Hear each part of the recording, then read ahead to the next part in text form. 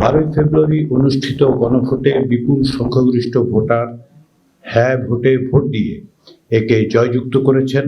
নির্বাচন কমিশনের দেয়া হিসেব অনুযায়ী গণভোটে ভোট দিয়েছেন 7,76,95,023 জন ভোটার, যা মোট ভোটের প্রায় 60.84%। এর মধ্যে 4,82,660,000 জন হ্যাঁ ভোট দিয়েছেন, যা কাস্ট হওয়া মোট ভোটের 68.06%।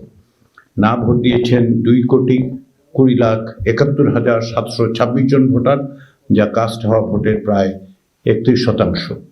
লক্ষণীয় যে ভোটারদের 60%-এরও বেশি গণভোটে অংশ নিয়েছেন এবং তা জাতীয় সংসদের নির্বাচনের চেয়েও 1% বেশি। বাংলাদেশের নাগরিকরা অত্যন্ত সুস্পষ্ট এবং দ্বিধাহীনভাবে জুলাই জাতীয় সনদের সংবিধান সংস্কারের প্রস্তাবসমূহের অনুকূলে তাদের রায় দিয়েছেন। এই রায় থেকে এটা স্পষ্ট যে বাংলাদেশের নাগরিকদের বৃহদাংশ আর পুরনো ব্যবস্থায় ফিরে যেতে বা স্থিতাবস্থা বহাল রাখতে চান না। তারা চান পরিবর্তন, রাষ্ট্র ব্যবস্থায় সংস্কার। উপদেষ্টা গণভোটের প্রাক্কালে জাতির উদ্দেশ্যে বলেছিলেন, একটি জাতীয় রূপান্তর কখনোই একক সিদ্ধান্ত বা একক শাসনের মাধ্যমে টেকসই হবে না। জনগণই রাষ্ট্রের প্রকৃত শক্তি। পরিবর্তনের চূড়ান্ত বৈধতা আসে জনগণের সম্মতি থেকেই। তাই দেশের ভবিষ্যৎ দিক নির্দেশনা নির্ধারণে জনগণকে সরাসরি সিদ্ধান্ত গ্রহণের সুযোগ দেয়াই হলো গণতন্ত্র। এই লক্ষ্যেই আমরা গণভোটের আয়োজন করেছি, যাতে দেশের ভবিষ্যৎ সংস্কারের দিশা নির্ধারণে জনগণ সরাসরি নিজেদের মত প্রকাশ করতে পারেন। জনগণ তার আহ্বানে সাড়া দিয়েছেন।